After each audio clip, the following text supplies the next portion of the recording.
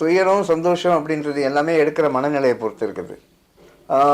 நாங்கள் பிளாட்பாரத்தை வாழ்ந்த காலம்ன்றது சொல்ல போனால் நீங்கள் கிட்டத்தட்ட 85 86 சொல்ல போனால் அன்னைக்கு இருந்த ஒரு ஊடகமும் அன்னைக்கு இருந்த ஒரு திரைப்படமும் ரொம்ப ஆரோக்கியமாக இருந்துச்சு.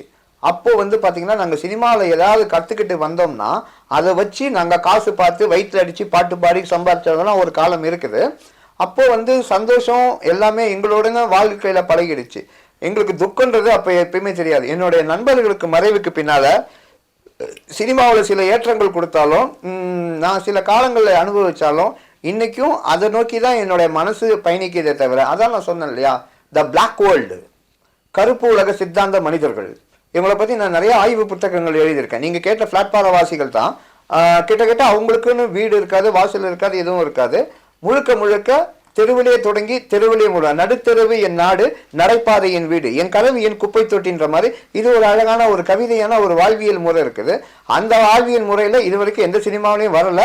அந்த சினிமாவை எடுக்கிறதுக்கு யாருக்கும் விஷயங்களும் தெரியாது. ஏன்னா இதுக்குள்ள ஒரு பிளாக் வேர்ல்டு இருக்குது. முழுக்க முழுக்க இரவு நேர சித்தாந்தங்களை மட்டுமே நிறைஞ்ச ஒரு விஷயம். அதாவது சொல்லுவாங்க இங்க ஜெனட்டிக் கிரிமினல்ஸ்னு சொல்லுவாங்க, மரபு சார்ந்த குற்றவாளிகள்.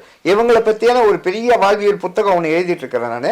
கூடிய விரைவில் அந்த புத்தகங்கள் மூலமா இந்த பிளாட்பார வாழ்க்கையில் இருக்கக்கூடிய மக்களை பற்றியான முழுமையான தகவலோட வெளிப்படுத்துவதை தெரியப்படுத்துறேன்.